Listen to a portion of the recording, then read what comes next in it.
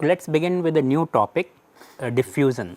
This is a very important topic in material science, because in material science we are interested in controlling the microstructure, and microstructures are controlled by phase transformation, and phase transformation often involves diffusion.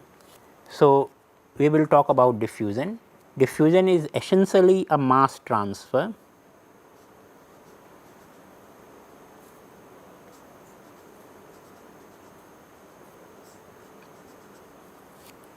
and we are in particular interested in, it can happen, diffusion can happen in solid, liquid or gas.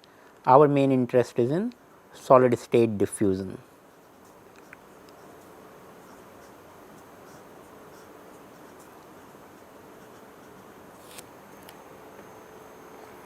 Let us motivate the topic with a particular application for diffusion, and that is steel for gears. So, now as engineers, all of you are familiar with gears. Let me try to draw one for you.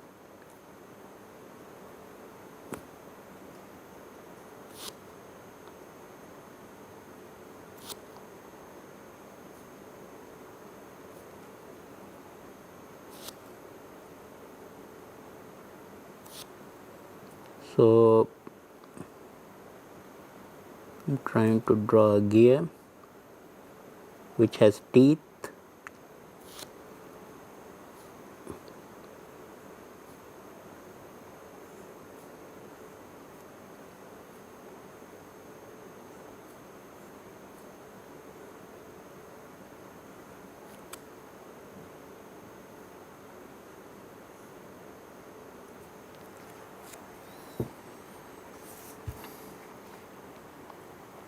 So, and this is gears, of course, can be made of many materials. Steel is a one common material of which gears are usually made in engineering. And what kind of steel should we select for this gear? Now, one thing you can see very clearly, that a gear messes with the teeth of other gear. So, there is lot of wear and rubbing on the teeth faces. So, these faces should be wear resistant. So, wear resistance is one of the requirement.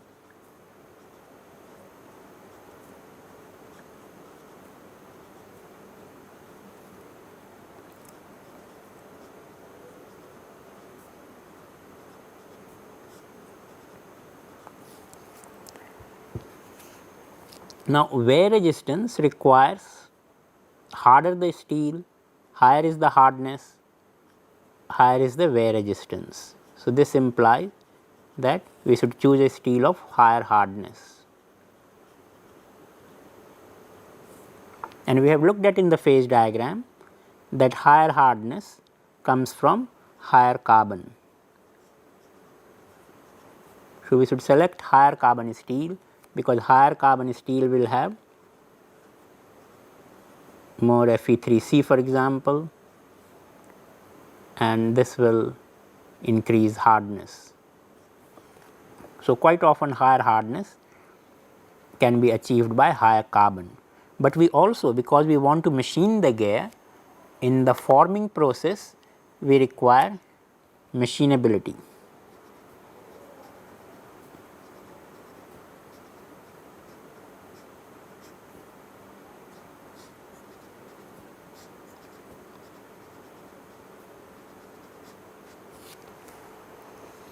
But machinability goes down with higher carbon. Higher the carbon,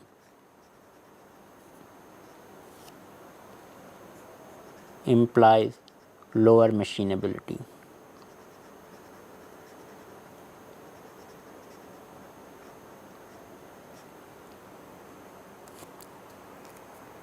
And also higher carbon also implies higher cost.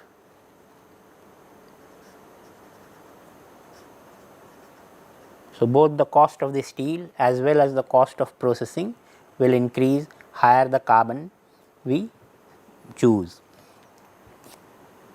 So, you can see that there are two contradictory or two opposing requirements are there, that of wear resistance, which tells us to choose a higher carbon steel, and that of machinability, which indicates that we should go for low machinability as well as price, which tells us that we should go for lower carbon concentrations. Now,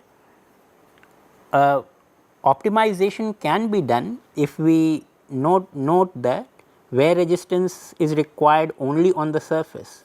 So, we do not have to select a high carbon steel for the entire gear. The higher carbon concentration is only required on the surface. So, if somehow we can make surface of higher carbon,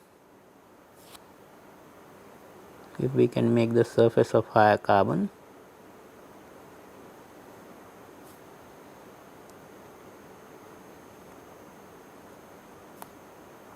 then the wear resistance property will be satisfied. We need not make the entire steel of a high carbon. Is this possible? The question is this possible? And it turns out that yes, there is an engineering process, whereas we can start with a low carbon steel. So, lower carbon in the interior,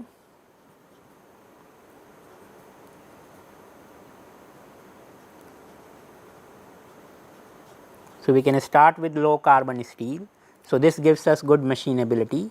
We can shape our gear, and after shaping the gear, we can, by a process called carburization,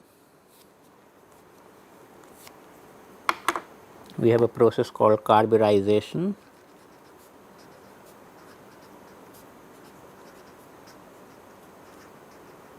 by which the surface concentration of carbon can be changed or increased in the steel.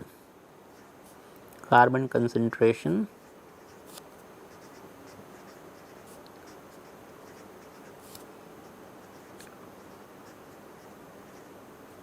in steel surface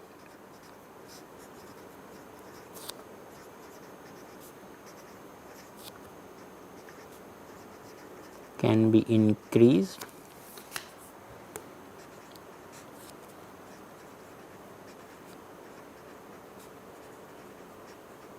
by carburization.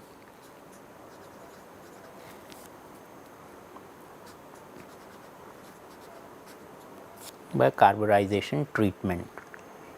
Essentially, what you do in carburization is to heat the low carbon steel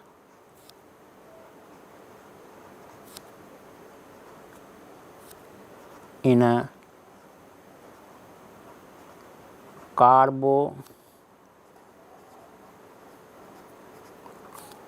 carbonaceous atmosphere.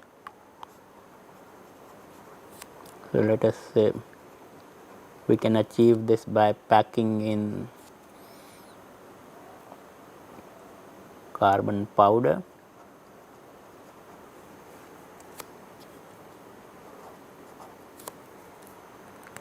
or we can use gaseous atmosphere, hydrocarbon gases.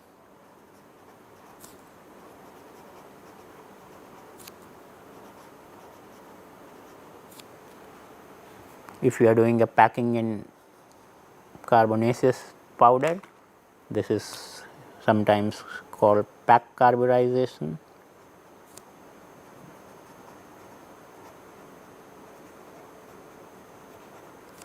And if you are using hydrocarbon gases, this is called gas carburization.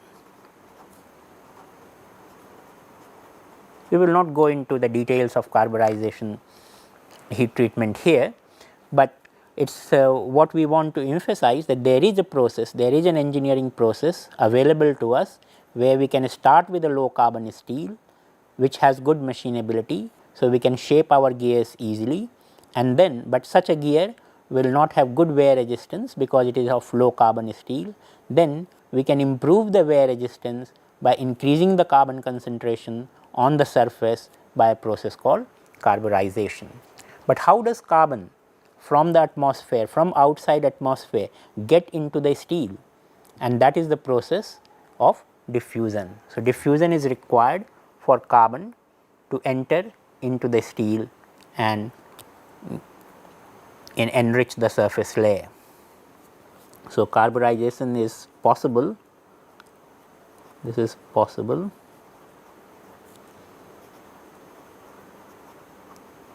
because of diffusion.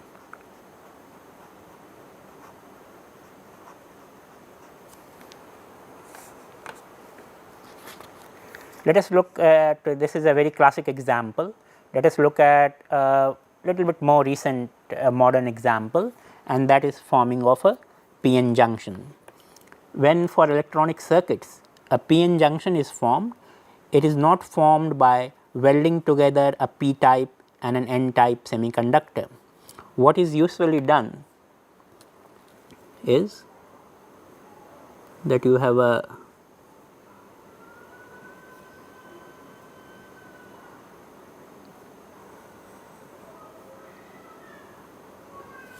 a silicon substrate,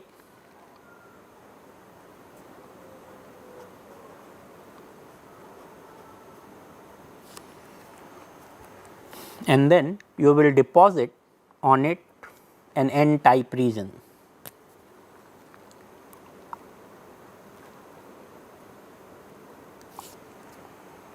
Various deposition techniques are there by which, let us say this is n-type and we have deposit this n-type region onto this silicon substrate, and then next to it we can deposit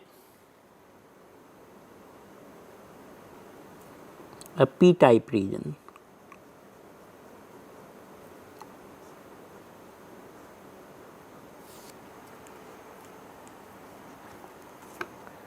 Then this system is annealed,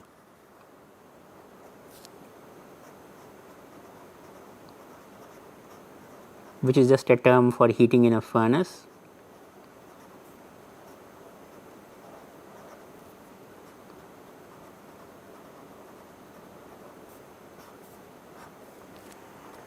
So, this heating then leads to diffusion of n-type and p-type within the silicon substrate. So, what you will then have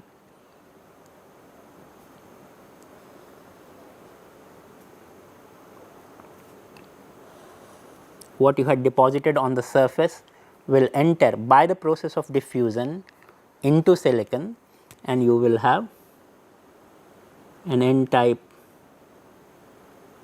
region inside silicon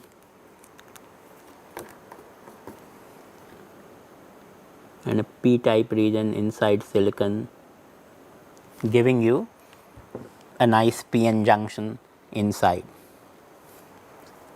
So, this is the way actually the diffusion is an essential step in semiconductor industry for production of this kind of junctions, and thus the production of any circuit, because p-n junction is basis for most electronic circuits. So, with this introduction we will continue the discussion of diffusion in the next video. Particularly we will look at one important law discovered by Adolf Fick called Fick's first law.